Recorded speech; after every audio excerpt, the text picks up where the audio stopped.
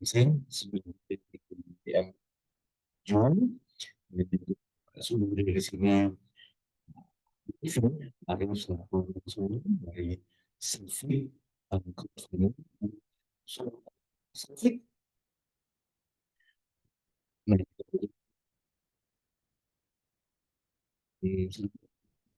sama Civic Company dan nanti kita akan bagaimana beberapa bisa belajar bisa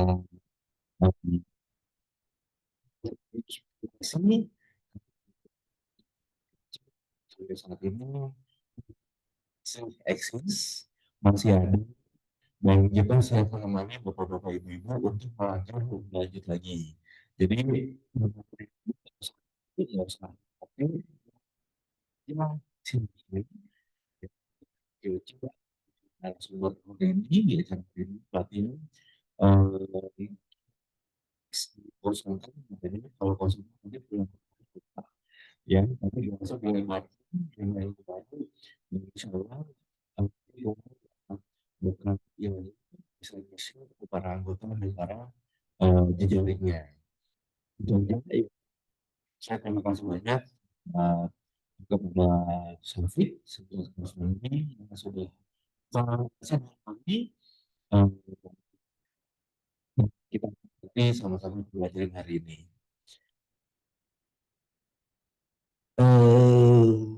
Naik tahu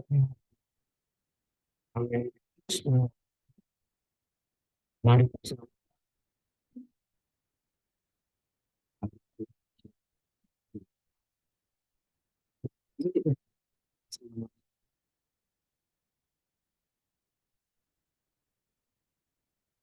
Baik, terima kasih kepada Bapak Ayat atas sambutannya. Kita langsung masuk ke inti acara yang akan disampaikan oleh Bapak Arif Lukman Hakim selaku VP of Business dari Safik. Kepada Bapak Lukman kami persilakan.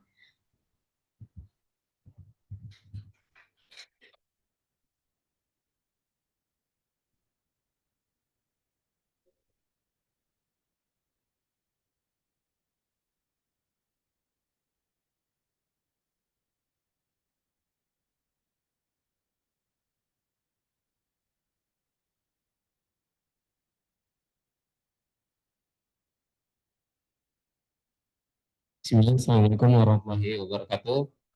Ibu-ibu dan bapak-bapak, alhamdulillah di waktu dan tempat yang luar biasa ini, insya Allah saya diminta untuk sharing ya sama OKOC kemarin. Dan saya tadi dengar agak terlambat. Saya mohon maaf nih sebelumnya, karena saya memang terinfo jam 10.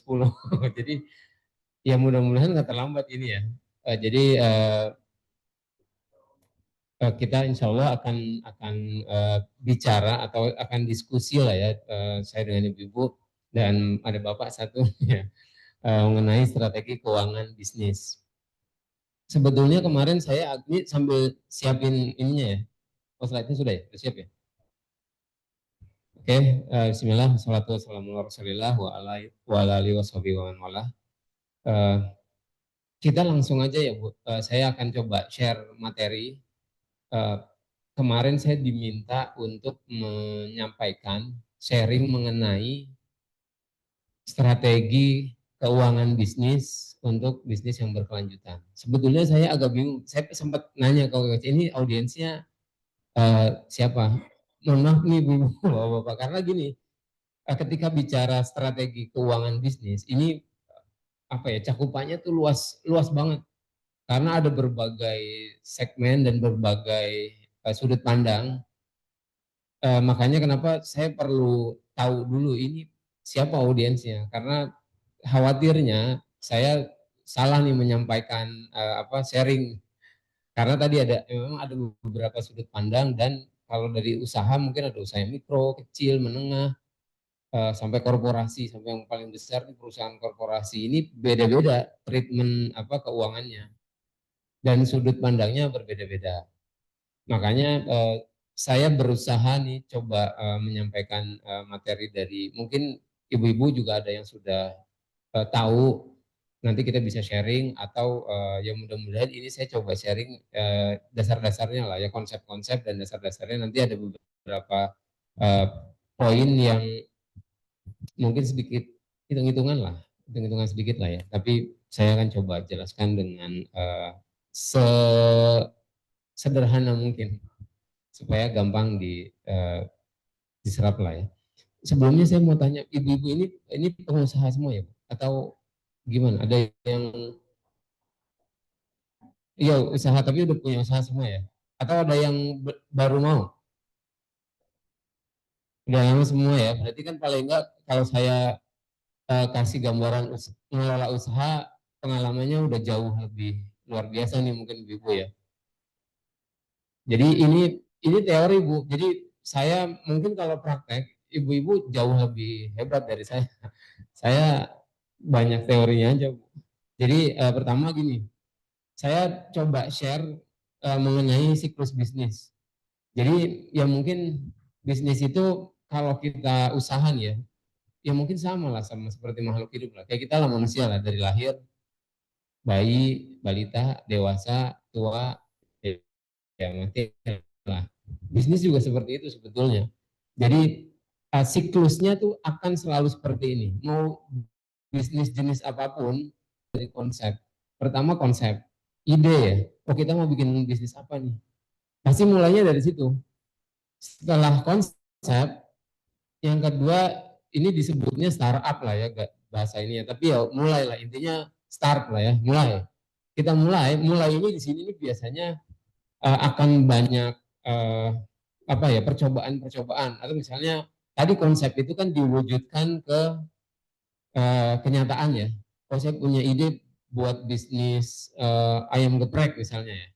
Oh ayam ayam geprek kayak gini menunya kayak gini baru dibuka nih. Ini belum tahu nih akan sukses apa enggak. Makanya namanya disebutnya startup kan. Nah startup ini nanti bisa oh ternyata konsumen maunya seperti ini diperbaiki lagi tuh. Nah setelah ada perbaikan itu nanti akan masuk ke fase growth biasanya. Growth itu pertumbuhan nih masyarakat. Oh ternyata orang-orang suka nih ayam geprek atau bakso kotak nih misalnya ya. Apa orang-orang suka nih ternyata. Oh jadi rame tuh. Itu mulai growth tuh. Growth nanti dia akan ketemu di titik yang namanya maturity atau udah matang lah bisnisnya ya. Itu pasti akan ketemu di titik itu.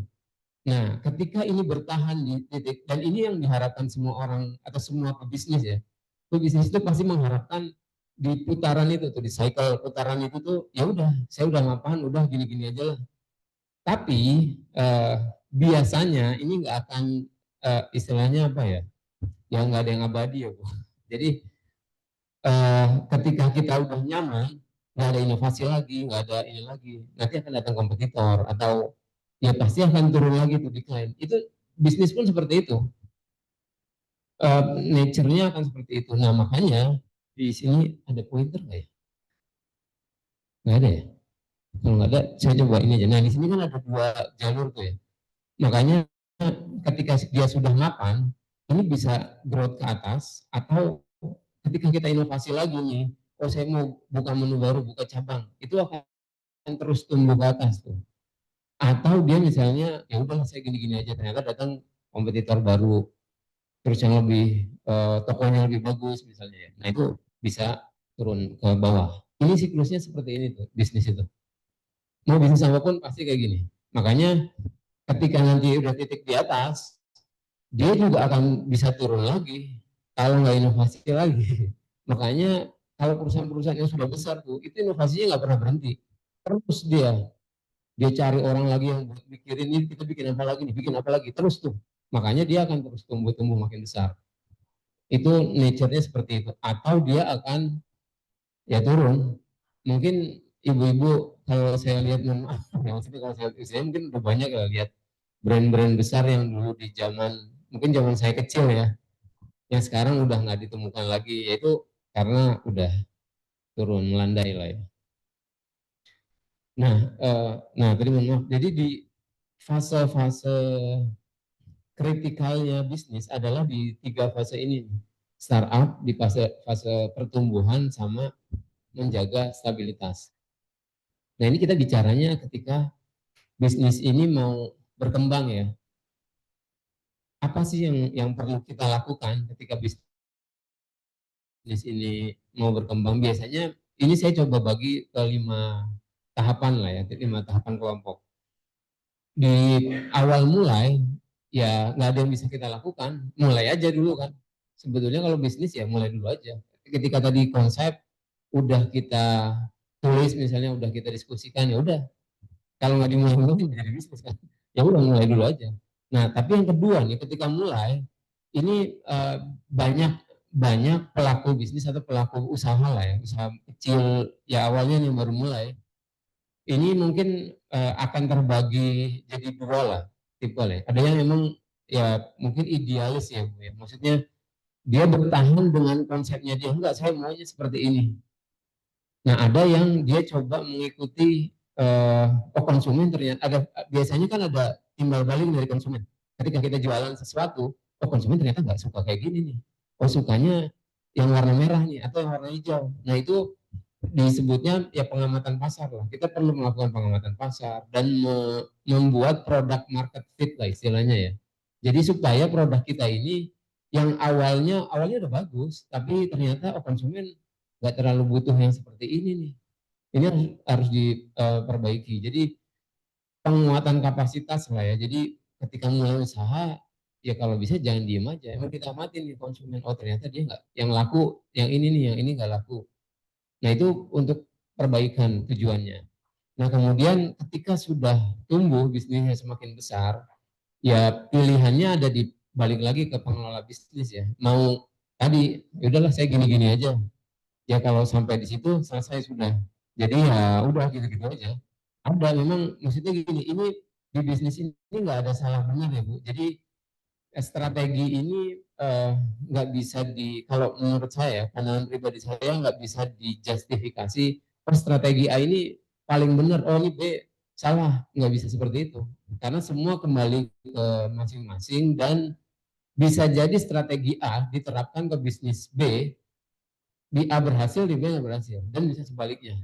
Jadi ini banyak faktor lah kalau di bisnis. Mungkin ibu-ibu sangat paham lah di lapangan itu seperti apa, banyak yang bisa dikombinasikan ya. Nah di fase yang ketika kita mau mengembangkan usaha itu pada idealnya ya dilakukan penataan dari organisasinya, kemudian administrasi, perizinannya, dan pada umumnya nih bisnis yang mau berkembang nggak bisa dia istilahnya one man show lah ya. Jadi semuanya udah kita semua sendirinya, mau nggak mau emang harus meng-hire karyawan. Jadi harus dibagi nih. Tadinya misalnya kita semua nih yang ngerjakan nih. Tapi ketika bisnis berkembang, ya kayak contoh lah bisnis catering ya. Awalnya kita sendiri masak, kita sendiri yang. Tapi ketika mungkin kalau orderannya masih 20, 50, 100 mungkin masih oke lah ya. Tapi bayangin kalau 1000, setiap hari 1000, gimana? Harus ada orang kan, makanya ini ada penataan, ada organisasinya. Oh ini yang tukang masak, ini tukang belanja, ini tukang ini.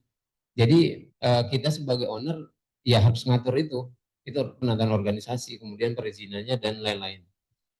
Keuangan, nah khususnya ini nanti akan kita coba bedah lah ya di keuangan ini, tapi sederhana aja, belum yang sampai kompleks-kompleks lah ya. Jadi keuangan khususnya di pengelolaan keuangan dan perpajakan lah, ini juga penting karena ketika bisnis semakin besar nggak bisa dihindari itu. Kemudian ya pengembangan usaha ini udah bicara nanti strategi pemasaran, target penjualan dan sebagainya. Dan yang terakhir ketika tadi sudah sustain, udah besar, nggak bisa diem juga. Ketika sudah besar tetap harus eh, mikirkan namanya ya tadi inovasi terus untuk mempertahankan market share. Karena kalau enggak pasti ada kompetitor baru yang lihat bisnis kita, oh itu bisnis menarik. Kalau kita diem aja, ini datang dengan inovasi yang baru atau dengan produk yang baru, ya siap-siap kita akan tersingkir. Seperti itu. Jadi memang muter-muter seperti itu aja siklusnya bisnis. Nah, ketika kita bicara strategi keuangan, kita coba masuk ke strategi keuangan ya. Saya boleh tanya nggak nih Ibu? Yang paling dasar deh, yang paling simpel ya. kalau ngelola keuangan bisnis tuh apa sih Bu? Boleh ini nggak? Saya tanya, ada nggak yang tahu kira-kira apa yang paling apa istilahnya apa yang paling dasar lah ya, yang paling fundamental apa? Pengeluaran pemasukan, ada lagi perencanaan pemakaiannya. Oke. Tapi ya itu bagus Bu, betul. Nanti kita akan bahas juga pengeluaran pemasukan. Ya ada uang masuk lah ya. Tapi yang saya mau coba bahas, yang paling dasar nih ya, dan saya banyak menemukan karena ya, tapi saya nggak bilang semuanya ya, tapi banyak adalah ini Bu, pemisahan keuangan. Ini yang paling kalau di usaha kecil, mikro kecil lah ya, ini kasusnya paling banyak ditemukan. Mungkin saya bilang hampir 99% ya. Tapi gini, ini sangat penting. Kenapa? Makanya saya coba ngejelasin dulu nih konsep dasarnya. Karena ketika kita nggak bisa memisahkan keuangan bisnis dan uang pribadi, ya pusing terus pasti. Nah ini tujuannya saya coba kasih apa ya? Ya mungkin ini teori betul, tapi memang eh, seharusnya bisa dipraktekkan. Tapi saya paham nggak gampang ya praktekinnya, apalagi kalau kita ngelola bisnis sendiri, kemudian ya kantong kanan kantong kiri seperti itu ya. Jadi tapi ini jadi eh, hal yang menurut saya paling penting dalam pengelolaan bisnis. Jadi karena satu, eh, ketika kita udah bisa memisahkan keuangan bisnis dan keuangan pribadi, nanti akan kelihatan nih sumber dana yang tadi Ibu bilang, ada pemasukan, ada pengeluaran. Ini dari mana masuknya, keluarnya kemana. Tapi kalau kecampur kan pusing sendiri kita. Oh ini kemarin buat bayar anak sekolah, ada ini minta jajan. Nggak tahu tuh kita, yang mana nih, duit masuk segini tiba-tiba habis. Oh ini kita harus ini dulu ya. Oke, ya.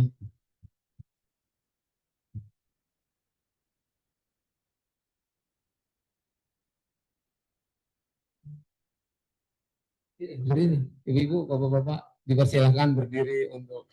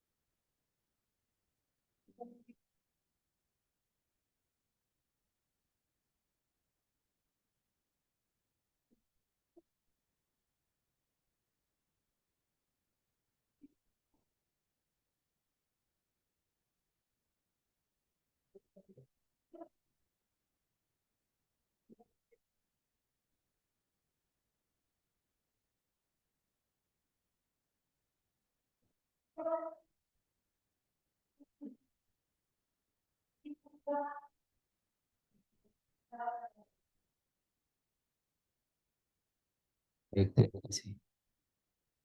Oke, lanjut lagi ya.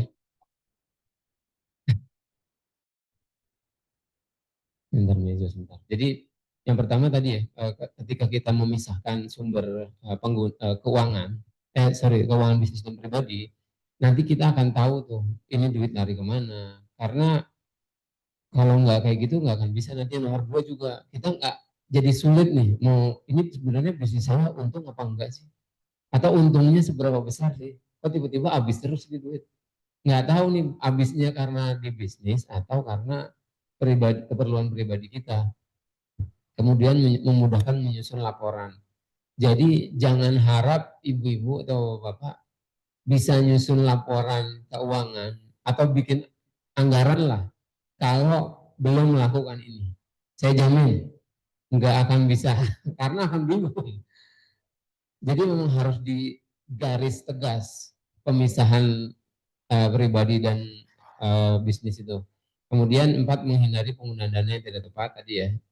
Ya kalau campur-campur kan ya kita udah nggak tahu lagi tuh duit kemana larinya. Ini sebetulnya buat belanja atau buat ke sana kan? Belanja belanja pribadi untuk rumah tangga atau buat usaha kan bingung jadinya. Kemudian perencanaan ya tadi ketika sudah ada laporan, udah ada hitung-hitungan yang jelas, barulah kita bisa bikin perencanaan. Tapi tanpa tanpa ada laporan atau tanpa ada hitung-hitungan yang jelas, ya gimana caranya mau ngerencanain?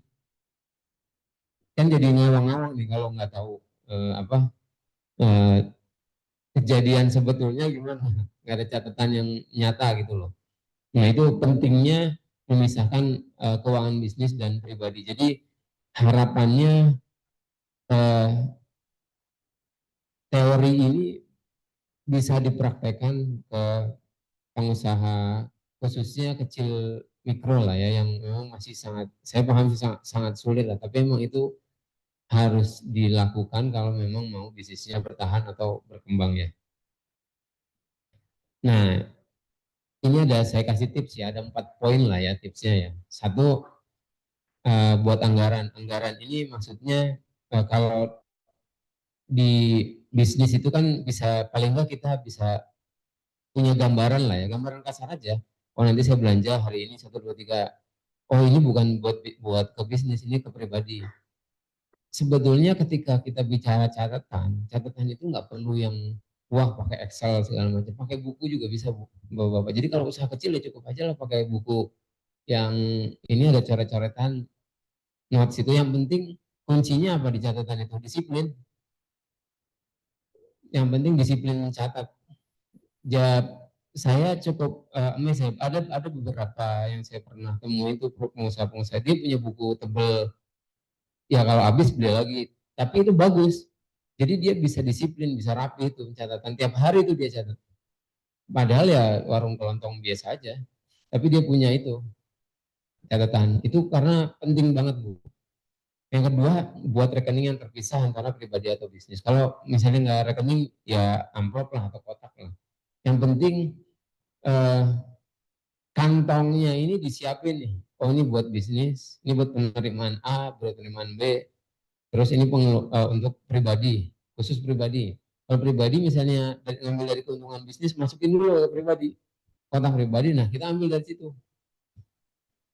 Kalaupun misalnya yang pribadi kurang, berarti kan ngambil dari yang bisnis nih. Nah ini dicatat jadi utang, nanti dibalikin lagi. Ya itu konsep-konsep ininya lah ya, konsep-konsep sederhananya. Kemudian gaji diri sendiri dengan jumlah tertentu. Maksudnya gini, yang tadi saya bilang ya, ada pengusaha itu atau pengelola bisnis yang ya sudah dia butuh diambil, tapi nggak terasa tuh. Ini sebetulnya jadi nggak kekontrol karena dia nggak punya apa ya, punya gambaran. Kalau kita sebenarnya sebagai owner kita boleh menggaji diri sendiri. Misalnya taruhlah misalnya orang bakso lah ya, orang bakso misalnya ownernya saya lihat kapasitas bisnisnya segini, udahlah saya digaji 5 juta dulu per bulan atau 7 juta deh per bulan. Ya udah itu gaji saya 7 juta, saya nggak boleh ngambil lebih dari itu, dari bisnis ini. Karena ini gajian nih konsepnya. Nanti kan keuntungan terus muter di situ. Nah nanti kita lihat lagi ketika udah punya catatan, punya hitung-hitungan, oh kayaknya saya udah bisa naikin nih, gaji saya bisa jadi 15 juta atau 20 juta. Tergantung bisnisnya nih seperti apa. Itu bisa juga konsep seperti itu. Atau tadi kalau sudah punya catatan, ya jangan ngambil yang lebih dari keuntungan bisnis karena itu akan menggerus cash flow usaha ya. Kemudian ya ini tadi yang nomor 4, hanya ambil untungnya saja, jangan ambil modal ya. Ya kecuali kalau memang ya catatannya sih itu dicatat sebagai utang yang nanti harus dibalikin lagi ke bisnis atau ya lama-lama habis tuh duit bisnisnya. Cari modal lagi kalau nggak dapet ya udah tutup. Gitu. Jadi seperti itu gambarannya. Nah, kemudian saya coba mau kasih gambaran ke ibu-ibu, bapak-bapak, bisnis yang investable.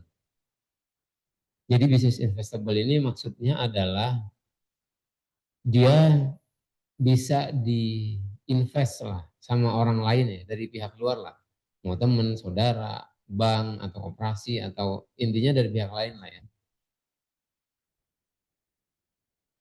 Ciri-cirinya adalah salah satu, ada 4 lah ya, yang sebetulnya ada beberapa tapi saya coba meng-highlight yang penting-penting lah ya.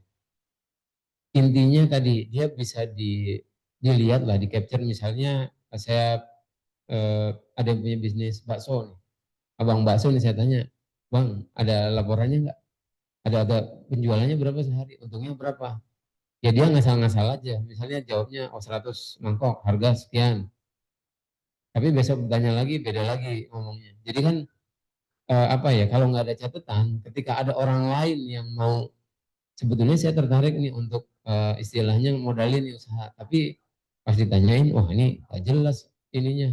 Kemarin ngomong sekian, sekarang ngomong sekian. Kemarin bilang untungnya sekian, tapi duitnya nggak ada.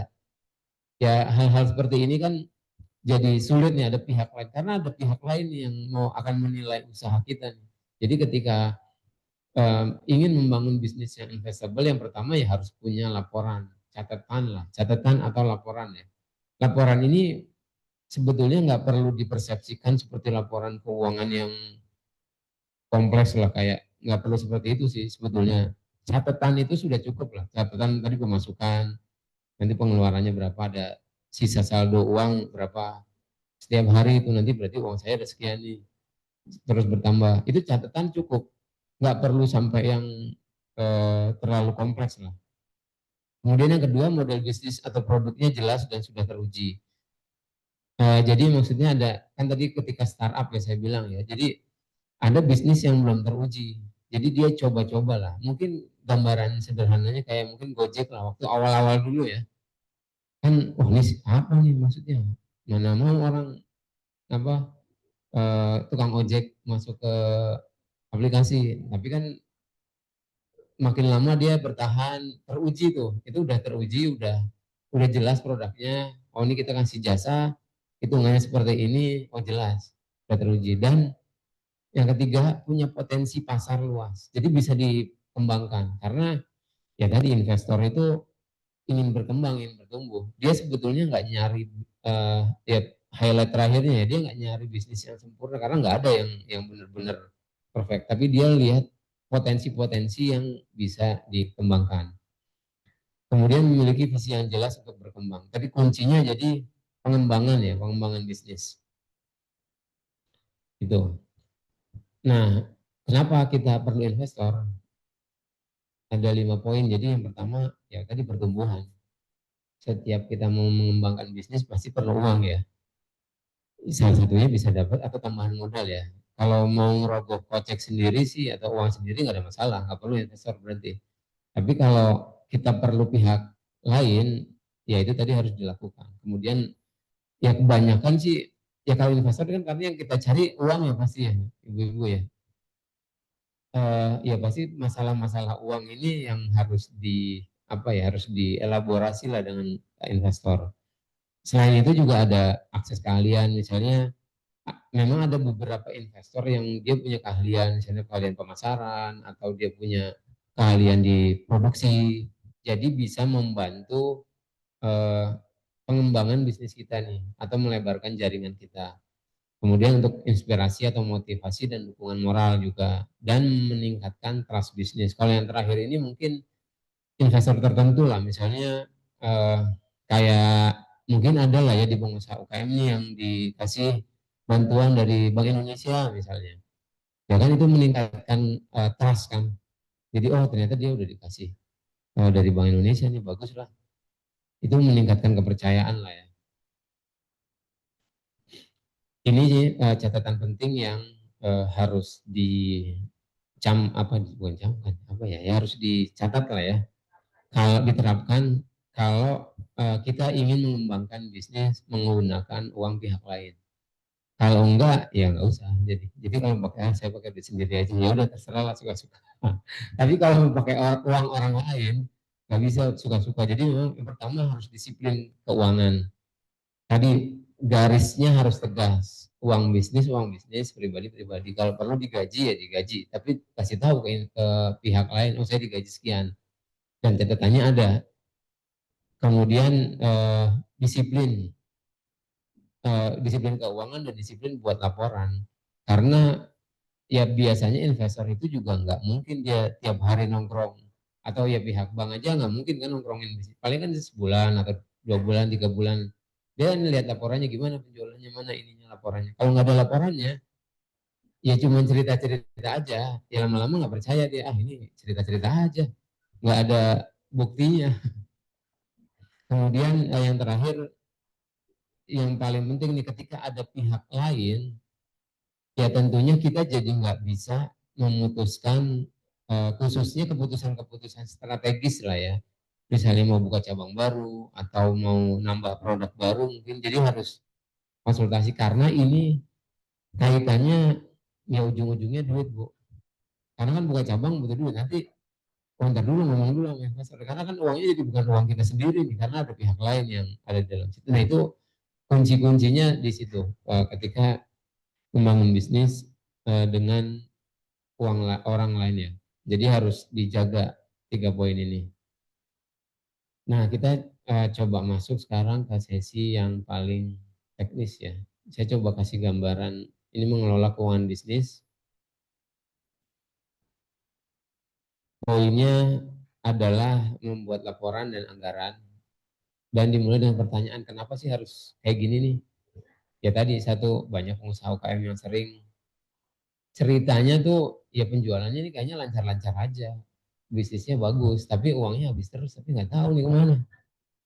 Terus eh, harga jual nggak jelas ya, kadang-kadang ya. Kalau di toko kelontong saya pernah, ya bukan pernah, sering ngalamin, kemarin beli kayaknya kemarin segini harganya, loh sekarang beda lagi. Jadi suka-suka aja. Nah ini kan nggak apa ya, ya selain nggak bikin orang percaya, juga dibuat bisnisnya juga ini untung apa enggak sebetulnya dijual segini. Atau kita nggak tahu nih, ketika ada orang nawar harus ngasih harga ini berapa, udahlah yang penting laku, kan enggak seperti itu juga. Nah ini salah satu pentingnya nyusun anggaran atau membuat laporan ya. Kemudian ada agar bisa mengendalikan pengeluaran dan memiliki cadangan dana. Nah ini penting, cadangan dana nih. Banyak kita ini pengusaha-pengusaha itu ya tadi dapat untung sekian langsung dihabisin tuh, nggak punya cadangan. Nanti ketika bisnisnya lagi turun bingung, cari utangan nggak dapat, ya udah akhirnya kacau balau nih bisnisnya kan. Nah ini cadangan ini penting. Jadi eh, kita harus mengendalikan pengeluaran. Sorry, kalau ada laporan kita bisa mengendalikan pengeluaran dan membuat ujungnya adalah membuat strategi dan perencanaan nantinya.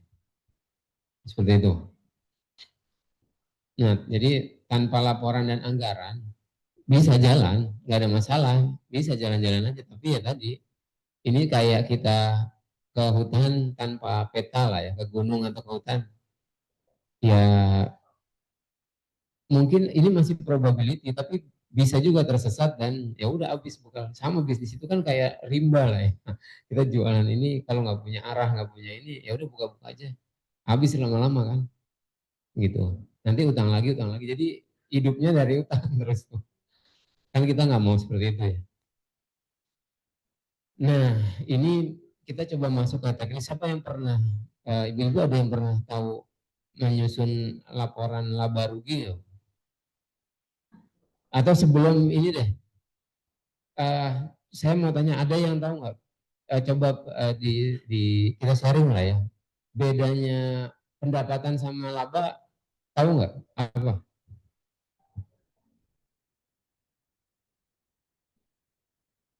Pengeluaran bersih laba. Nah, ini kita akan bahas ya Bu. Jadi kenapa saya coba nampil ini? Karena masih banyak eh, ya pengusaha yang dia bahkan antara omset sama keuntungan aja belum bisa membedakan.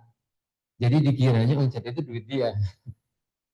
Ya misalnya omset 100 juta, oh saya dapat duit 100 juta. Ntar dulu 100 juta ini masih dikurangin biaya-biaya lain kan, seperti itu kan. Jadi simpelnya adalah pendapatan ini total pendapatan yang diperoleh dari jualan ya.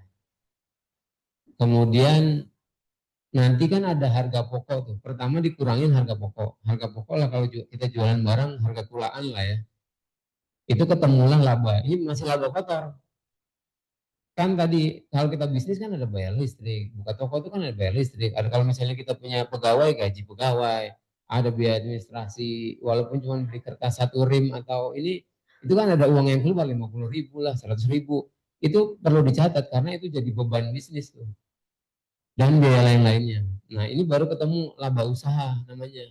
Laba kotor dikurangi biaya-biaya operasional. Misalnya transportasi nih, Ibu belanja naik Gojek, belanja untuk bisnis ya, itu bebanin ke sini. Jadi tahu, oh ini saya belanja sekian nih. Nah, jadi ketemulah laba operasional ini namanya.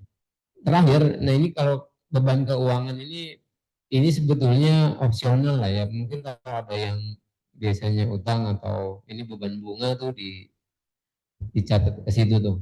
Nah, baru terakhir ini uang yang bisa kita nikmatin nih. Jadi kalau kita dapat duit 82 juta, ini bukan uang kita semua, aslinya tuh yang paling bawah sebetulnya. Dan ini catatan ini sederhana sebetulnya. Jadi tapi kalau kita disiplin bisa mencatat ini paling enggak kita punya gambaran oh bisnis kita seperti apa sih. Dan ini catatan ini periodik ya. Jadi ini tuh periodik, jadi bisa dibuat harian bisa seperti ini, nanti tinggal dijumlah atau mingguan juga bisa atau bulanan. Tapi kalau di level ya investor atau bank biasanya kan mintainnya kan bulanan atau 6 bulanan atau setahunan lah ya. Tapi dasarnya kan dari sini nih, catatan itu tinggal dijumlah aja.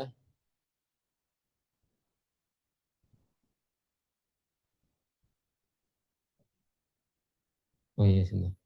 Oh iya. Izin sebentar ya, saya teruskan nanti ini mau di-share materinya ke ini ya.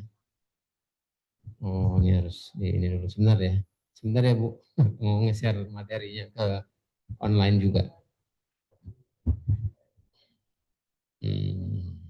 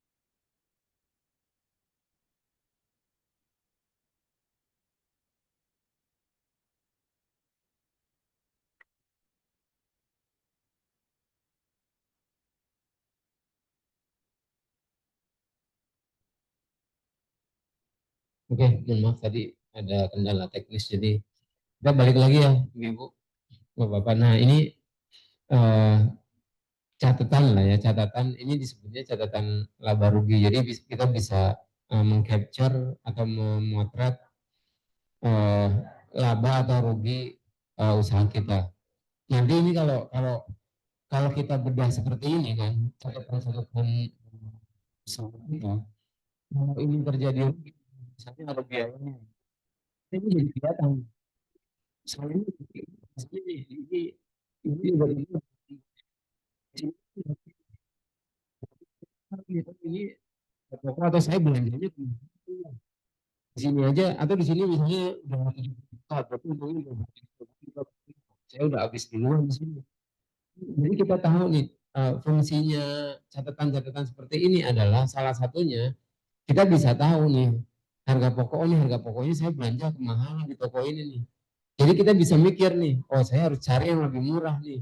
Kan bisa keliling jadi di pasar. Nah kalau masalah-masalah yang lain juga sama nih, misalnya gaji, oh ini gaji saya gede nih kayaknya segini nih. Nanti saya cari pegawai lain lah. Atau misalnya ini omsetnya udah naik, oh ini kayaknya gajinya masih kekecilan ya atau kasih bonus nanti itu bisa kita lihat jadinya nih usaha kita seperti apa. Tapi kalau nggak ada ini kan bingung kita cuma nerka-nerka aja. Makanya itu pentingnya catatan. Ini namanya laporan laba rugi. Sebetulnya di laporan keuangan itu ada neraca, nanti ada arus kas, tapi itu cukup kompleks lah ngejelasinnya. Itu next season mungkin lah ya, atau nanti materi selanjutnya. Jadi kita fokus di sini dulu aja. Karena ini menurut saya udah cukup lah bisa, paling nggak bisa tahu apa bahwa ya tadi uang sebetulnya yang bisa kita pakai itu yang ini gitu. Nah, ini gambarannya nih ya, kalau kita buat misalnya kita simulasi nih buat 6 bulan ya, laporan laba rugi nih usaha kita nih, 6 bulan nih jadi Januari, Februari, Maret, kan ini naik turun nih, kan ada kelihatan nih, omset kadang-kadang ini terus turun, naik turun, sama-sama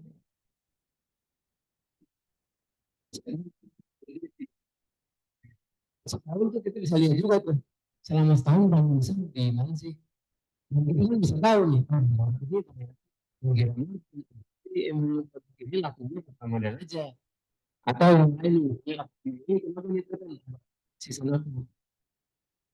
Nah ini semua bisa kita lihat dan kalau kita merencanain ke depan kan ini udah kelihatan nih. Misalnya gaji seminggu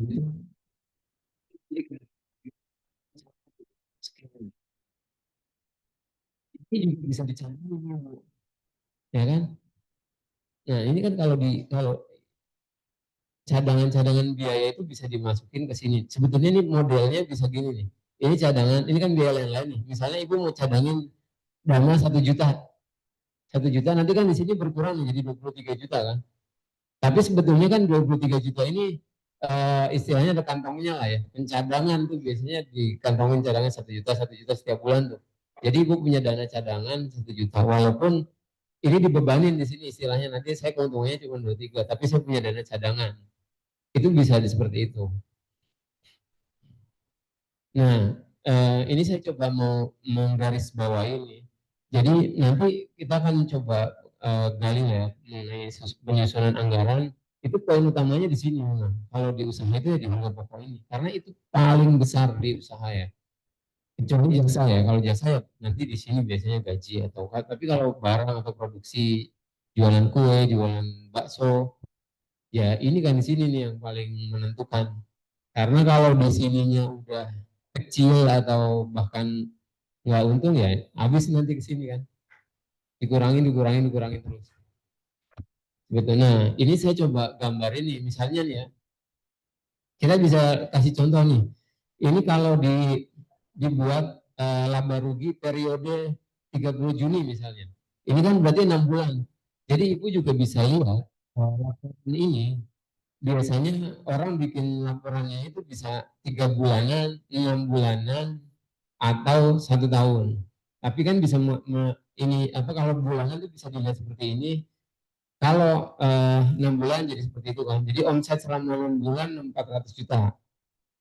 Nah, keuntungannya selama 6 bulan 111 juta gitu. Nah, ini fungsi-fungsi lainnya juga kita bisa lihat nih Bu di sini nih.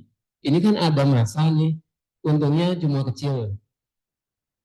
Nah, bayangin kalau misalnya kita ngerasa nih pengusaha, oh saya udah ada untungnya saya 24 juta, udah saya beli mobil, saya beli rumah, beli ini segala macam.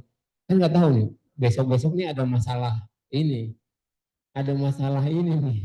Ini pasti kan nanti ujung-ujungnya gali lubang, tutup lubang.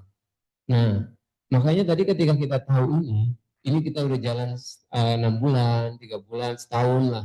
Kita bisa lihat trennya tuh. Oh ini kayaknya saya harus bikin bikin cadangan karena di momen-momen bulan ini biasanya anjlok tuh. Saya harus jaga-jaga ini. Atau bisa juga misalnya di momen-momen ini nih. Oh ini lagi gede nih, ini bisa saya kencengin tuh. Kan ada juga tuh pengusaha-pengusaha yang emang ya sebetulnya hidupnya di Ramadan aja, Bu. Banyak pengusaha makanan, pengusaha ya kurma, baju. Tapi di Ramadan itu dia bisa tarik duit, ngumpulin duit ini untuk bertahan setahun lagi sampai season depan lagi. Banyak gue seperti itu di Indonesia ini. Banyak. Nah itu karena dia punya punya nah, ini catatan. Mungkin ya hidupnya nggak Ramadan, liburan, akhir tahun. Nah itu tak bisa diprediksi tuh nanti. Tetapi saya harus bertahan. Nanti saya harus bertahan di bulan 1, 2, nanti 3 cari duit lagi. Terus lagi bertahan lagi kan seperti itu tuh. Itu siklus-siklus seperti itu bisa kita dapetin dari kita bikin-bikin laporan yang rutin dan disiplin. Ini sederhana aja sebetulnya. Jadi cuma nyatet pendapatan, nyatet pengeluaran, ketemulah bersihnya berapa sih. Nah itu nanti yang diatur-atur. Jadi kan kalau kalau catatan semuanya ini kan pendapatan itu bukan anggaran. Anggaran itu kan sebetulnya persepsinya lebih ke pengeluaran lah ya. Jadi ketika kita mau menyusun anggaran, pasti yang ada di pikiran kita ya uang yang akan keluar kan. Uang keluar itu yang akan kita belanjain. Ya belanja kita tuh ya di sini nih. Harga pokok, biaya-biaya. Jadi kalau kita misalnya anggaran bulan depan berapa? Bukan 80 juta, 30 juta paling nggak kita perlu kan. 1 bulan loh. Tapi kan ini bisa juga belanjanya misalnya 4 kali. Berarti 30 juta dibagi 4. Berapa tuh? 10, 15 juta ya? Enggak ya? Berapa? 5. Ya 10, 12 juta lah ya. Jadi kan misalnya seminggu saya butuh 12 juta nih untuk belanja. Kan itu bisa dilihat. Jadi anggaran itu tuh yang uang yang akan kita keluarkan. Oh, saya butuh anggaran untuk belanja nih, bahan pokok lah, misalnya untuk tepung, terigu segala macam lah. Terus nanti bayar listrik. Oh gaji saya harus nyiapin sekian, administrasi misalnya transport nih. Oh saya naik taksi aja deh karena udah bagus itu usahanya. Capek naik ojek terus. Ya, itu dianggarkan nggak apa-apa. Taksi berapa sih kira-kira misalnya ke pasar, oh segini segini. Itu namanya anggaran pengeluaran tuh. Nah ini kan harus diambil dari yang tadi itu. Ketika kita mau nyusun anggaran bulan depan misalnya, oh ini gambarannya bulan ini sekian nih. Bulan depan kan kira-kira sama. Oh ternyata misalnya turun. Ya balik lagi tadi ke yang, oh kalau bulan depan kayaknya nggak segede ini nih. Kan itu bisa direncanain. Itu nyusun anggaran itu seperti itu sebetulnya. Sederhana. Kita cuma ngelihat tren aja yang sebelumnya dan memprediksi ke depannya akan kayak gimana. Makanya berangkatnya tadi saya berkali-kali menekankan berangkatnya itu dari laporan dulu. Kalau udah laporannya udah kita dapat, ya gampang nyusun anggaran itu. Tapi kalau nggak ada laporan, bingung kita bikin anggaran gitu. Jadi ya biaya yang paling besar lah ya itu biaya pokok ini ya pada umumnya, bukan pada umumnya, emang ini nature bisnis dimanapun ya di situ memang kuncinya bisnis di situ. Nah ini poin-poin pentingnya tadi ya yang saya sudah jelaskan. Jadi ketika kita mau nyusun ke depan nih, itu kan bisa pakai rata-rata ya. Ya tadi mungkin kita balik sebentar ya. Kan kalau dari sini kan udah kelihatan ya. Ini rata-ratanya berapa sih 3 bulan nih? Atau 3 bulan berapa rata-ratanya? Itu kelihatan bukan? Kalau di rata-rata oh sekitar 38 juta, oh berarti saya belanja per bulan 38 juta. Dan ini data-data ini kan sebetulnya bisa digunakan juga untuk ke supplier. Jadi misalnya ibu belanja nih, Kan belanja biasanya ke orang-orang itu aja kan. Tapi kan kalau nggak punya catatannya nggak tahu tuh kita. Tapi ketika kita punya catatan, oh saya belanja tiap bulan sekian loh, 40 juta loh. Terus nggak dapat diskon, nah ke depan kan bisa bisa dipakai juga data-data seperti itu. Itu salah satu fungsinya. Jadi eh, bisa gunakan rata-rata, kemudian proyeksi ini ke depan juga bisa dibuat, kita buat tadi proyeksi bulan depan, atau kalau sudah kita udah paham nih tadi, makin panjang tuh kita bisa bikin proyeksi 3 bulan, 6 bulan, bahkan setahun ke depan saya udah punya gambaran. Kayak tadi tuh ya pengusaha-pengusaha yang udah tiap tahun apa Ramadan itu udah tahu ini tahun depan saya mau naikin ini. Itu kan udah setahun ke depan tuh dia. Istilahnya dia udah ngebayangin usahanya dia itu setahun ke depan. Tapi berangkatnya dari sini. Nah tadi waspadai musiman ya. Ini dalam menyusun anggaran perlu tadi itu ya. Kita tahu musim-musim. Nah, kemudian selanjutnya biaya nih. Biaya ini ada yang namanya biaya tetap sama biaya variabel. Jadi biaya, gampangnya tuh biaya tetap tuh paling gampang diprediksi lah, karena emang tetap aja segitu. Misalnya gaji ya, misalnya orang kita kita panggil pegawai, gaji 5 juta ya udah 5 juta aja terus. Kecuali ya tahunan lah mungkin dinaikin 10% atau nanti ada kesepakatan-kesepakatan. Tapi kan relatif ya udah segitu tuh, itu biaya tetap namanya. Atau sewa ya, sewa misalnya per bulan sewa 2 juta ya 2 juta terus. Itu biaya tetap. Nah, biaya variabel ini yang sulit diprediksi karena faktornya banyak ya, ada faktor eksternal juga. Contohnya tadi bahan pokok tuh, bahan baku itu juga bisa bisa mempengaruhi karena dia variabel biasanya. Kayak beras, tepung, apa minyak goreng dan lain-lain itu kan naik turun tuh harganya. Nah, itu variabel dan ketika kita produksi makin besar, ini juga bisa presentasinya kan makin kecil ya. Karena kita belanjanya makin banyak, kita bisa minta diskon tuh. Harusnya ininya kalau di presentasi ya, ini bisa semakin kecil. Jadi intinya kalau variabel ini sebetulnya sulit diprediksi, tapi ketika kita sudah ngerti atau tiap hari kita lihat lah, atau kita jalanin bisnis ya, kita harusnya udah tahu tuh siklus naik turunnya kan. Tapi itu perlu diprediksi. Kemudian yang terakhir adalah target.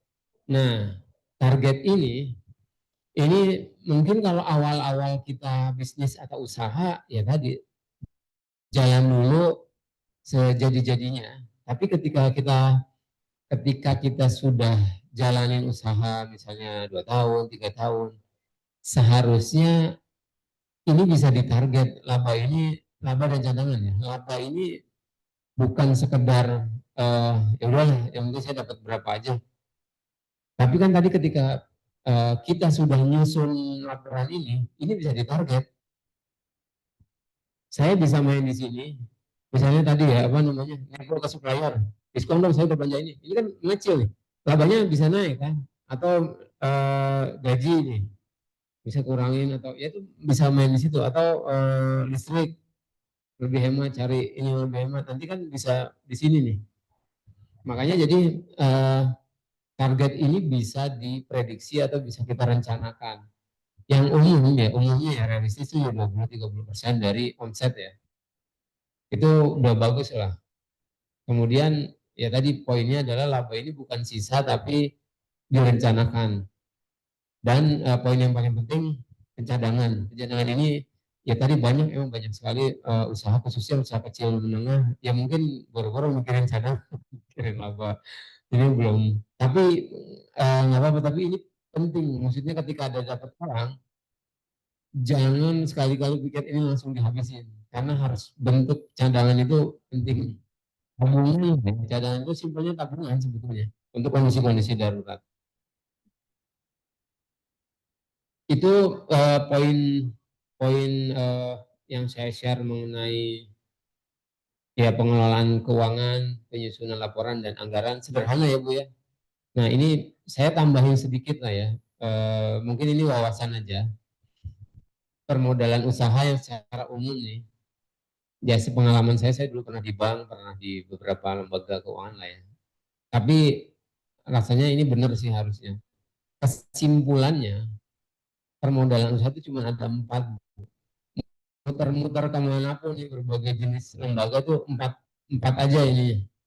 Satu, ini yang social base ya, maksudnya permodalan pemberian ya, kan banyak nih ada program pemerintah, terus CSR tuh biasanya ngasih modal ke usaha mikro atau usaha kecil, itu biasanya sosial tuh untuk ngebantu lah ya. Nah ini enak nih kalau dapat ini karena emang nggak harus dikembaliin karena bantuan kan, ya udah kita kelola. Tapi tadi jangan sampai usahanya tutup kan. Harapannya seperti itu tadi, usahanya makin berkembang. Yang kedua, reward. Reward itu hadiah. Ada juga mungkin ibu-ibu juga udah pernah ikut lah ya. Ada perlombaan ide bisnis misalnya kayak gitu kan, atau bisnis yang inovatif itu nanti dapat hadiah tuh. Itu bisa jadi modal usaha juga. Kategori kedua itu. Dan ini yang nomor 3, ini paling banyak di Indonesia dan di seluruh dunia sih. Ya utang. Utang itu skema namanya macam-macam. Berbagai macam nama lah. Bahkan ada yang dinamain pakai saham tapi saham preferan namanya. Cuman ya sebetulnya itu utang karena harus dibalikin duitnya. Karakteristik utang itu cuma satu. Harus dibalikin duitnya. Tapi banyak orang yang apa ya, produk-produk di bank atau koperasi apa lembaga itu namanya kan macam-macam lah ya. Tapi ya intinya utang harus dikembaliin dan biasanya ada bunganya pasti ya. Nah itu yang ya sebaiknya sih dihindari ya saya. Tapi kembali ke ini masing-masing lah ya. Kemudian yang terakhir equity based. Equity ini dia sharing modal. Kalau bahasa syariahnya syirkah lah ya. Dia konsepnya bukan utang, dia berbagi, gampangnya tuh bagi untung bagi rugi. Kalau untung berbagi sama, bukan sorry nggak sama, sesuai kesepakatan lah. Misalnya saya invest nih ke usaha ibu, nanti kalau untung 70 70.000, 30 saya ya. Ya udah, tadi kan udah itu untung berarti 30-nya saya. Itu equity base itu konsepnya seperti itu. Jadi bagi hasil. Tapi kalau rugi gimana? Ya kalau rugi saya nggak dapat apa-apa, atau tadi kan kerugiannya ditanggung, ya uang saya kan nggak balik kan. Tapi catatannya adalah ini beberapa ada yang pakai konsep ini tapi nggak komitmen. Ketika untung diam-diam aja, banyaknya kayak gitu kan. Ketika rugi cerita-cerita, mending kalau ya banyak yang hilang, yang wah saya rugi diam-diam.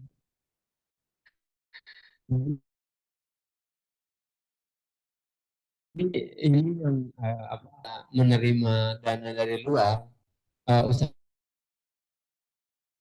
atau pastikan lah ya ada perjanjian atau ada komitmen lah ya. Ya minimal dituangkan ke perjanjian, jadi kita tahu nih ini apa sih sebenarnya. Oh ini utang, harus kembalinya gimana, ininya gimana, jadi supaya clear. Ya kemudian dari sisi kebutuhan ya, kalau modal usaha itu sebetulnya cuma ada 2, gampang, nggak ada lagi yang lain. Sepanjang saya jadi analis kredit dulu, ya ini aja sebetulnya cuma ada 2, satu investasi, satu modal kerja. Investasi itu untuk kebutuhan barang atau sarana fisik, misalnya beli alat, beli tempat, beli gedung, itu investasi. Atau untuk modal kerja itu yang sifatnya tadi yang untuk ke HPP itu muter terus karena kita belanja lagi. Itu namanya modal kerja. Jadi modelnya cuma 2 ini aja, nggak ada lagi yang lain. Kemudian kalau dari tenor ya pendek, menengah, dan panjang. Udah itu aja. Simpel sebetulnya. Jadi mungkin banyak kita yang kadang-kadang kebingungan karena namanya ya, banyak namanya diistilahkan ini itu. Tapi ketika tadi kita balik, ini apa sih sebenarnya? Ya ibu nanti harus kembaliin sekian, sekian, sekian. Ya berarti utang itu. Mau diputar-putar kayak gimana pun, ya itu utang, berarti harus dibalikin. Dan itu paling banyak sih di Indonesia. Gitu. Kemudian, nah ini saya coba kenalkan yang tadi disampaikan ya, securities crowdfunding. Ini apa? Tapi mungkin kalau securities crowdfunding ini belum tepat ya untuk usaha mikro atau kecil ya. Memang karena dia harus berbadan hukum dan harus udah established lah usahanya. Ini sebetulnya konsepnya konsep syirkah tadi tuh yang sharing modal Tapi tadi emang dia harus berbadan hukum dan laporan-laporannya harus jelas karena nanti dari situ hitung-hitungan detailnya. Jadi simpelnya adalah ini tuh platform digital.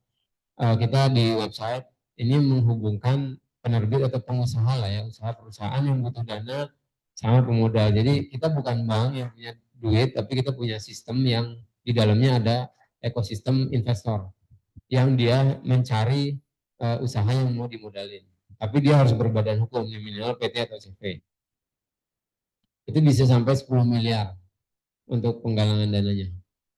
Bentuknya ada dua, untuk penggalangan dana bisa saham atau sukuk.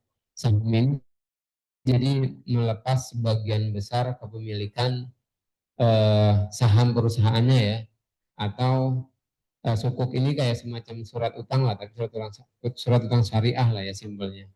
Jadi dia bisa untuk pendanaan proyek atau yang sifatnya jangka pendek ya, kayak misalnya untuk siklus kebutuhan Ramadan nih, ada tuh beberapa nanti dijual pas Ramadan semua itu kan satu season tuh, itu bisa pakai sukuk. Nah ini kategorinya yang bisa mengajukan ya, pertama badan usaha bentuknya PT atau CV, kalau saham harus PT, total asetnya maksimal 10 miliar, kemudian dia telah beroperasi komersial 2 tahun minimal, dan sisanya persyaratan ya mungkin seperti mengajukan pendanaan ke perbankan lah ya, legalitas, izin-izin, laporan keuangan dan lain-lain.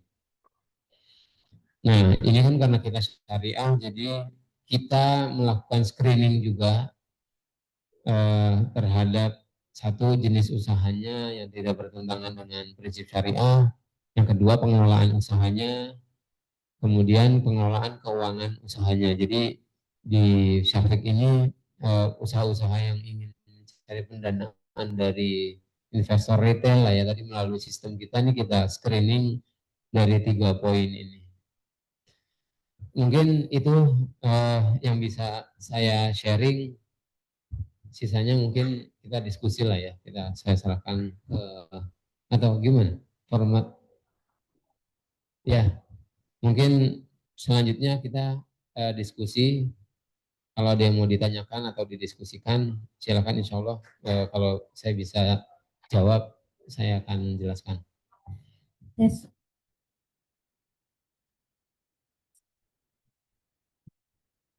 Iya, jadi terima kasih Bapak Arif atas materi yang telah disampaikan. Kepada Bapak Ibu sekalian yang ingin bertanya, boleh dipersilakan untuk mengangkat tangannya, Ibu.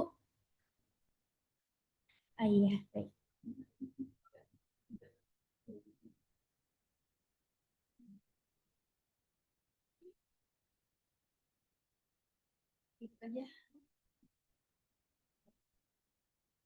Assalamualaikum warahmatullahi wabarakatuh. Nama saya Lia Pak Arif dari Depok. Yang mau saya tanyakan untuk harga apa tadi biaya pokok ya Pak. Nah, biaya pokok itu termasuk dengan aset yang kita miliki atau bagaimana? Seperti loyang-loyang atau oven seperti itu. Itu ada penyusupnya. Itu saja dulu Pak. Nanti boleh ditambah lagi nanti pertanyaannya. Terima kasih Pak Arif. Ini pertanyaan bagus Bu Lia. Ini ya, jadi harga pokok ini, kalau tadi kan tadi ada saya bilang ada dua ini lah ya, kalau modal kerja itu dia berputar terus ya, tapi kalau alat-alat itu sifatnya itu investasi, nanti ada penyusutan betul, tapi catatannya dia bebannya bukan di harga pokok itu khusus untuk bahan-bahan aja yang habis pakai. Nah penyusutan itu nanti bisa disisipkan di sini, di sini. Nah biasanya penyusutan di sini ada ininya, ada catatannya di sini. Ini di antara biaya lain-lain atau inilah ya. Misalnya penyusutan. Tadi misalnya penyusutan kompor misalnya harganya taruhlah 5 juta. 5 juta ini kita bisa prediksi nih mau disusutkan berapa tahun. Misalnya kompor ini mau disusutkan 5 tahun. Berarti kan per tahun kompor harga 5 juta, per tahun 1 juta. Kalau per bulan berapa tadi? Sekitar 100.000, 85.000 lah ya. Nah nanti di sini tinggal ditulis saja penyusutan kompor 85.000. Tapi kan ini sebetulnya duitnya nggak keluar kan. Nanti yang kebentuk ke pencadangan tadi itu, Bu. Jadi catatannya ada. Nanti ini di sini nih biaya lain-lain atau ini penyusutan bisa disisipkan ke sini. Dia akan mengurangi ini, tapi uangnya nggak keluar. Sebetulnya ini diskusinya nanti di arus kas tuh. Jadi ada uang, tapi nggak apa-apa. Ini sebetulnya pemahaman sederhananya ini kayak dicatatin jadi beban. Tapi kan sebetulnya ada duitnya nih. Makanya kalau lebih gampang sih itu dibuat kantong lah sendiri. Makanya ketika nanti kompor rusak, oh saya udah punya duit nih. Karena tadi udah ditabung tuh tiap bulan kan. Tabung tinggal ambil beli lagi kan. Atau tinggal nambah dikit lah. Nah ini dicatatnya di sini nih penyusutannya. Ya, bukan di sini ya. Di sini ya sebut aja penyusutan nggak apa-apa itu biasa kok. Iya mau penyusutan namanya. Iya, tambahan lagi. Penyusutan, misalnya alatnya ada beberapa, ya, tulis aja Bu penyusutan kompor, penyusutan motor misalnya, loyang, ini apa, nggak apa-apa tuh diurutin aja. Nanti kan tinggal dijumlah itu kalau mau disederhanakin tinggal dijumlah aja totalnya berapa. Tapi catatannya biasanya semakin rinci semakin bagus, asal kuat ininya aja setiap ini apa. Ya tadi kan catatan itu kuncinya adalah konsistensi. Jadi yang penting kita konsisten segitu ya segitu udah catat terus gitu. Itu. Baik, dari Bapak Ibu ada yang bertanya? Ya. Assalamualaikum, perkenalkan kami dari KJP, Pak. Mengenai tadi pemisahan dari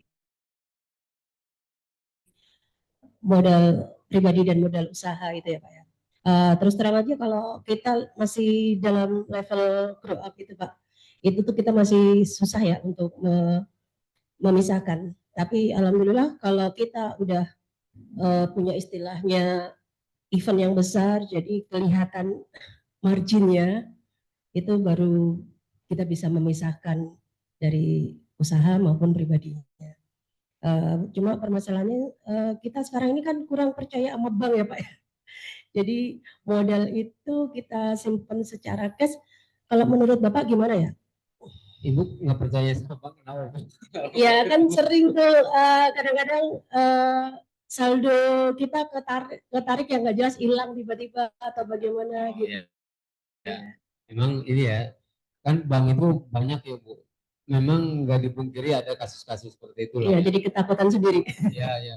Itu wajar sih. Saya dulu pernah kerja di bank, jadi saya tahu ini lah. Tapi memang pada intinya tadi bank itu eh, banyak ya, maksudnya jenisnya ada yang mulai dari tier paling atas sampai yang kecil-kecil tuh banyak loh. Ya kalau mau paling aman ya pilih yang namanya bagus lah ya, misalnya besar-besar banyak Yes. lah ya. Maaf, sekelas BCA, Mandiri, BRI kan banyak Ya juga ada yang juga sekarang memang, ya. memang ada juga kasus, tapi alhamdulillah saya belum pernah ngalamin itu. Tapi memang nggak masalah kalau nggak percaya pun. Istilah kita uang sedikit tiba-tiba hilang. Itu nggak masalah sama sekali Bu. Kalau kalau apa menyimpan dalam bentuk cash, tapi ini simpanannya dalam jangka waktu lama.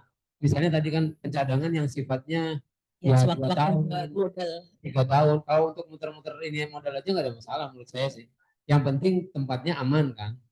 Ada kotak atau apa Pemilahan ya Pak ya. ya pemilahan. Sebetulnya pakai amplop-amplop aja nggak apa selama Oke. aman kan. Tadi kan sebetulnya orang naruh uang ke bank tujuannya keamanan ya. Tapi ya, kalau untuk laporan yang dilihat pihak lain kan dia pasti akan melihat bank ya Pak ya, bukan melihat. Enggak selalu.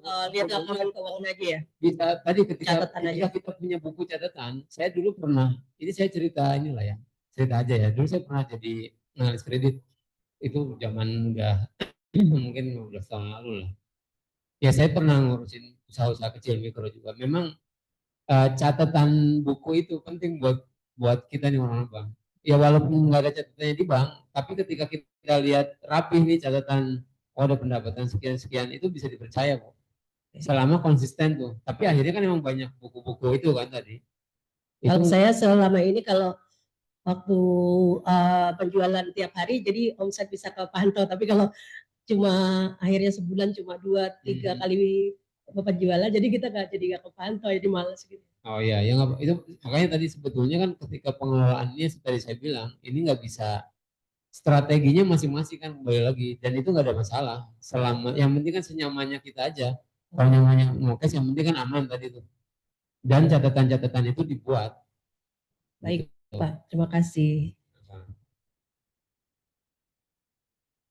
Baik, Bapak Ibu, jika ada yang ingin bertanya, saya mohon potong sebentar ya. Jadi ini ada pertanyaan dari Zoom, mohon izin Bapak saya bacakan. Jadi bisnis saya masih di level mikro, perputaran uang di bawah 10 juta. Saya bukan produsen tapi reseller resmi dan terdaftar untuk beberapa brand. Satu hal yang cukup mengganggu selama ini adalah saya harus bersaing dengan bos sendiri, yaitu pemilik brand yang berjualan di marketplace dengan berbagai fitur promo yang menggiurkan untuk konsumen. Sementara saya belum bisa memberi promo serupa. Kalau saya menjual di bawah harga marketplace, rugi dong. Karena harga di marketplace sama dengan harga reseller, kan lucu. Bagaimana cara menghadapi tantangan semacam ini? Terima kasih. Nah, kalau strategi jualan nih, ini beliau ini orangnya. Ya, ini gini ya, kalau ini reseller, dia jualin barang orang, harganya sudah ditetapkan, tapi si produsennya jualan juga di situ. Ya, kalau gampangnya cari produk kan.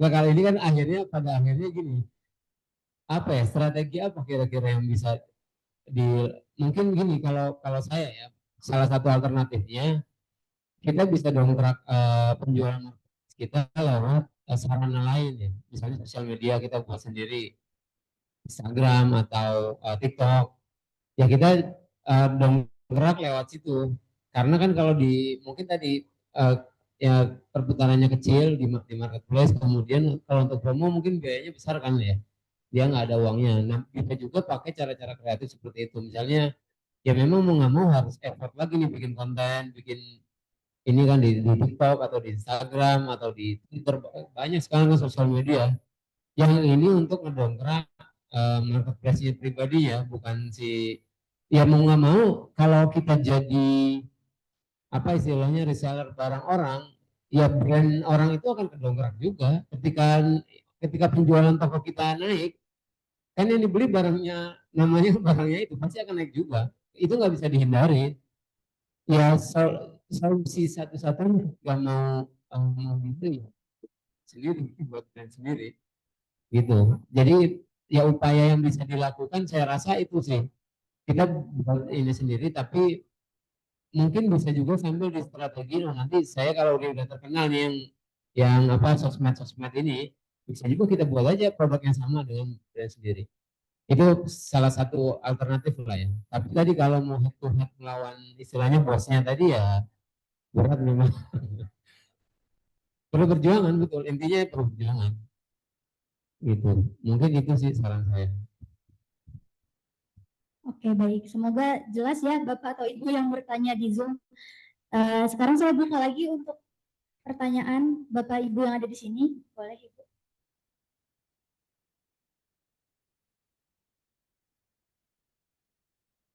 Terima kasih Pak Arief. Perkenalkan, nama saya Wiwi dari Jakarta Selatan dengan brand Nafaida. Pertanyaan yang pertama, untuk pengelolaan keuangan itu tadi kan ada kita perlu mencadangkan biaya ya Pak. Nah, seberapa besar idealnya dalam kita menganggarkan cadangan biaya itu dari laba kotornya. Terus yang kedua, dalam pembina kriteria Safik yang cukup, tadi kan disebutkan berbadan hukum, CV atau PT ya. Nah,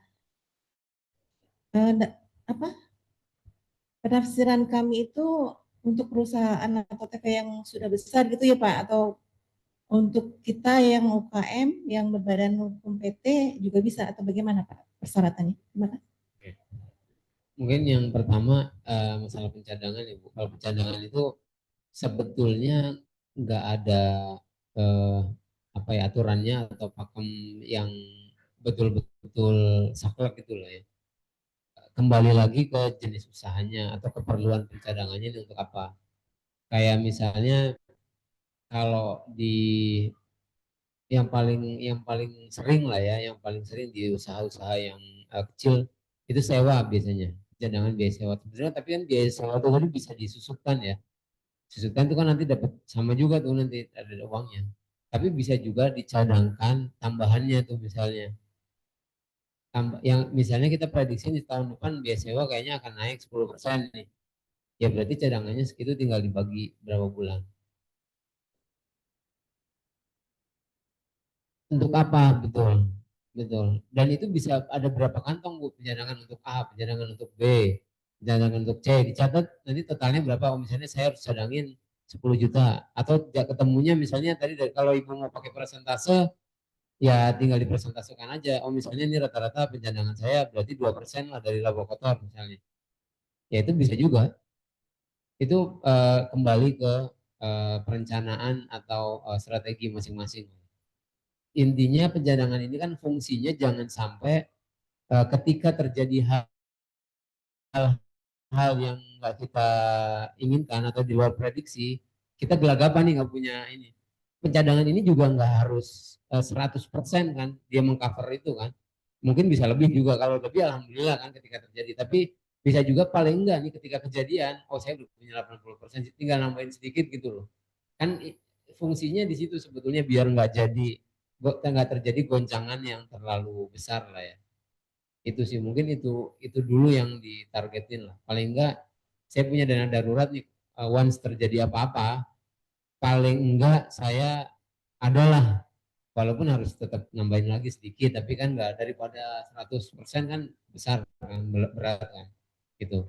Nah yang kedua, kalau untuk yang sukuk, eh, ini kriterianya Bu, jadi kita nggak ngelihat badan usahanya sebesar apa ya, tapi memang kita lebih melihatnya ke kebutuhan dananya. Kan maksimal tadi 10 miliar maksimal ya, tapi minimalnya kita juga batasin karena kan ini ada biaya-biaya juga nih harus dibagi ke pemodal dan untuk biaya di platform digital kita. Biasanya sih kita batasin minimal 1 miliar untuk penggalangan dananya.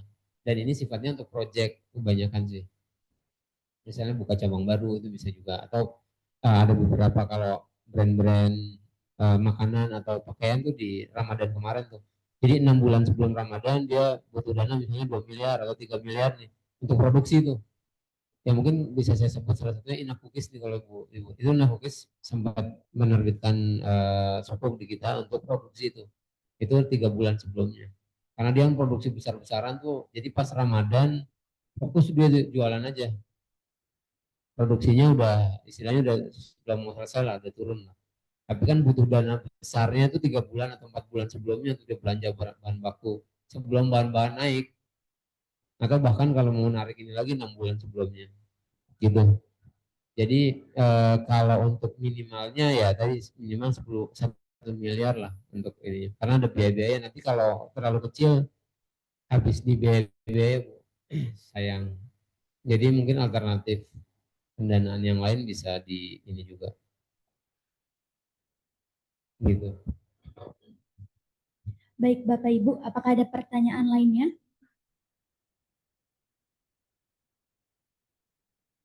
Ada? Ya online? Ya boleh.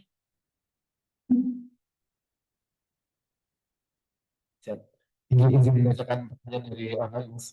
Saat ini saya masih mengerjakan sendiri dari marketing, produksi hingga keuangannya, sehingga belum konsisten untuk mencatat keuangannya. Akhirnya sering tercampur dengan keuangan pribadi dan lain-lain. Mohon tips untuk pencatatan keuangannya, termasuk bisnis yang kecil ini agar bisa tercatat dengan baik. Oke, yang pertama bisa manfaatin teknologi ya. Sekarang itu kan banyak aplikasi, bisa via handphone atau yang model kayak apa kasir digital tuh, itu bisa sangat bermanfaat. Jadi kita nggak usah ngapa-ngapain, itu laporannya dari situ semua. Kemudian yang kedua mungkin kayak dari marketplace itu kan kita bisa tarik data tuh, itu juga udah cukup sih untuk kalau menurut saya cukup untuk apa catatan-catatan tadi bisa dikompilasi lah, misalnya Asal konsisten tadi, misalnya narik datanya sebulan sekali, ya udah setiap bulan tarik data. Kuncinya laporan ini kan konsistensi ya. Misalnya mau semingguan, ya setiap minggu tuh tarik data setiap minggu. Kalau mau bulanan ya konsisten tiap bulan. Misalnya setiap awal bulan nih tanggal 1, berarti kan datanya data tanggal 1 bulan lalu sampai tanggal akhir bulan. Itu tarik data. Nah itu kuncinya di konsistensi. Dan tadi kalau saran saya ya manfaatin tadi teknologi. Kalau nggak mau meng-hire orang ya, kalau mau meng-hire orang ya lebih bagus. Memang mungkin gini ya, kalau yang usaha masih kecil ya memang saya paham sih, karena ketika kita nge-hire orang, khawatirnya kan ada biaya lagi ya. Nah itu bisa disiasati tapi pakai aplikasi atau eh, software atau teknologi yang harusnya relatif lebih murah sih. Saya pernah beberapa ini apa tanya beberapa kedai-kedai kecil itu nggak terlalu mahal sih sebetulnya itu. Mungkin itu. Ya, terima kasih Mas Arief. Melanjutkan tadi yang Mas Arief sampaikan, mungkin udah mulai coba meng-hire orang gitu ya. Tapi kalau misalkan bisnisnya masih kecil ini, kita kan mungkin belum bisa menggaji full dengan rate yang fix gitu. Mungkin awal-awal ini masih pakai persentase gitu. Ya kan misalkan bagi hasil berapa persen gitu untuk karyawannya, karena tadi bisnisnya masih kecil. Nah, eh, kapan bisnis ini bisa menggaji karyawannya itu dengan rate yang fix, Mas? Ada standar minimalnya nggak sih? Kasih, Mas. Oke. Kalau gaji, sebetulnya kan kalau gaji ini ada ininya ya.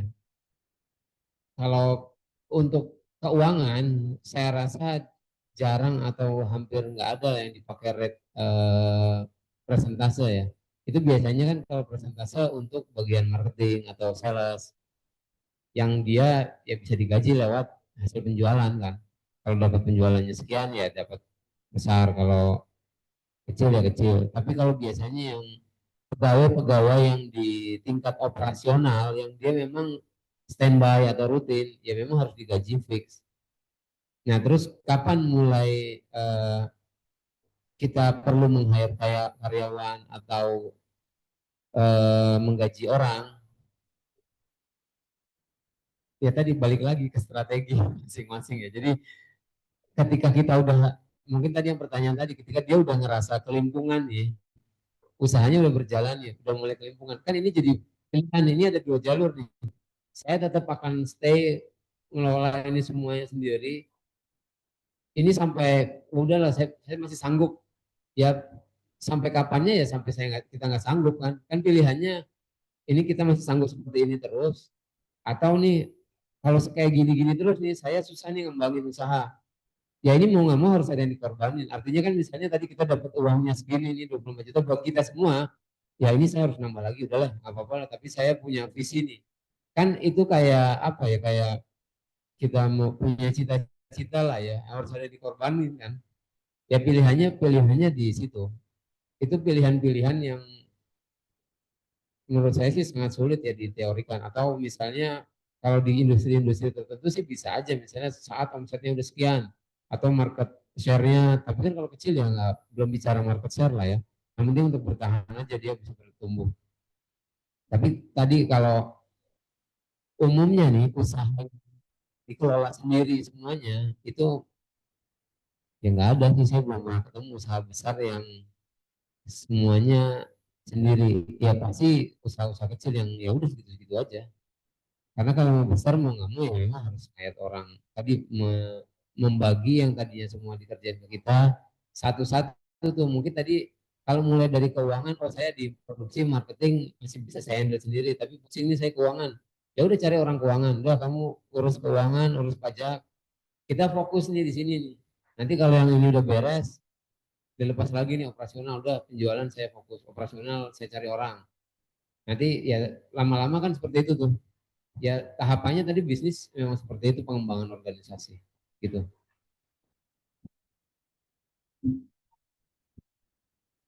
Baik, Bapak Ibu ada yang ingin bertanya kembali? Yang di sebelah sini mungkin dari tadi yang di sebelah sana terus sama yang di Zoom. Yang sebelah sini ada yang mau bertanya? Bapak yang ganteng sendiri, Bapak. Ada yang mau ditanyain, Pak? Sudah cukup? Bapak Ibu yang di sebelah sana, sudah cukup Ibu? Ada lagi yang ingin ditanyakan? Baik, kalau misalnya sudah cukup, kita tutup sampai di sini. Terima kasih kepada Bapak Arief dan Bapak Ibu sekalian yang sudah bertanya dan sudah membantu menjawab. Untuk selanjutnya kita ada kenang-kenangan dari pihak OKOC kepada Syafiq. Mungkin perwakilannya siapa, Bapak dari Syafiq? Ah iya, boleh. Gimana? Tantangannya mana? Ya, kepada tim dokumentasi boleh dibantu untuk mendokumentasikan.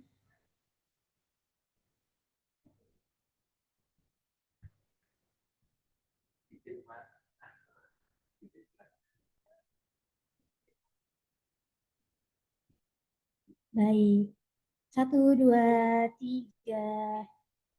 Sekali lagi 1, 2, 3. Oke.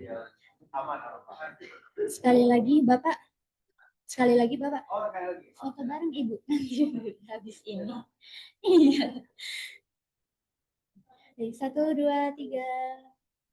Sekali lagi 1, 2.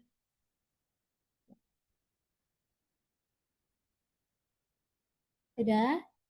Baik, sekali lagi terima kasih kepada Bapak Arief dan tim dari Syafiq yang sudah bersedia meluangkan waktunya untuk memberikan materi yang sangat luar biasa kepada Bapak Ibu sekalian. Untuk selanjutnya kita foto bersama ya. Madep mana Pak?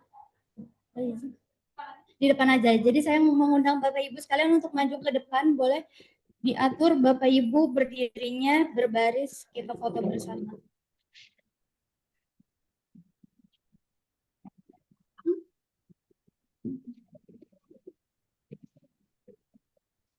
Iya.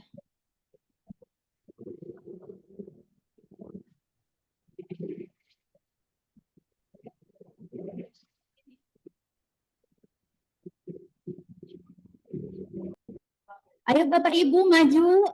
Yang tadi bertanya, Kak ini nggak ada foto bersama? Ada Ibu, ayo kita maju sekarang Ibu. Enggak dong Bapak, MC-nya sangat baik hati. Iya, dikasih nanti. Hati-hati ada kabel. Bapak Ibu berbaris, yang tinggi di depan, yang lebih tinggi di belakang. Nggak ada Ibu, nggak ada yang pendek. Adanya yang tinggi sama yang lebih tinggi. Jadi yang tingginya boleh di depan Ibu, yang lebih tingginya di belakang.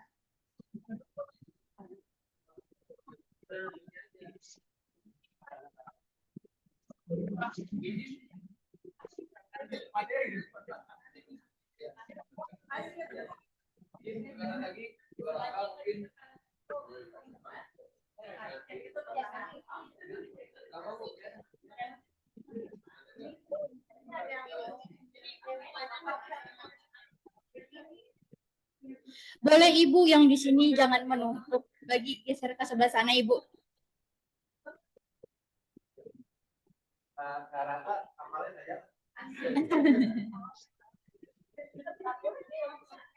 Sudah Kakak dokumentasi, sudah bagus formasinya. Sudah senyum Ibu, senyum cantiknya mana? 1, 2, 3. Belum Kak.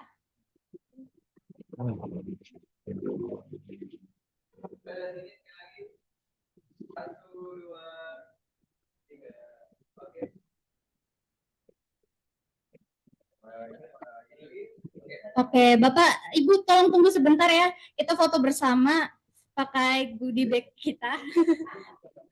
Tolong dibantu kakak panitia, kita bagikan.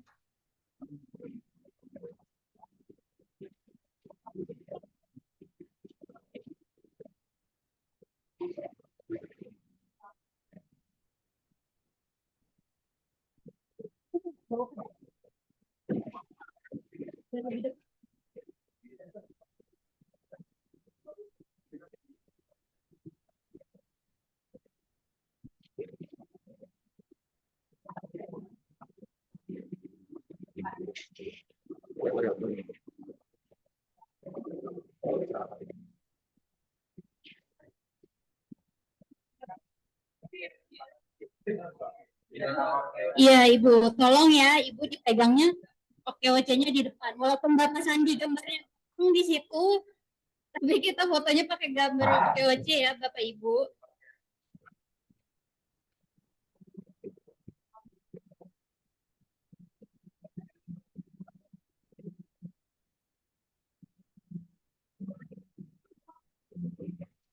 Sudah semua.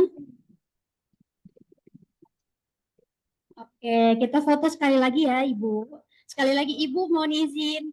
Bapak Sandinya emang ganteng, tapi kita putar dulu ya Ibu. OKOC-nya di depan. Iya. Oke. Kakak dokumentasi boleh, silakan. Iya, 1, 2, 3. Gigi, 1, 2, 3. Sudah? Oke, terima kasih Bapak Ibu sekalian. Semoga berkenan dengan body bag dari kami.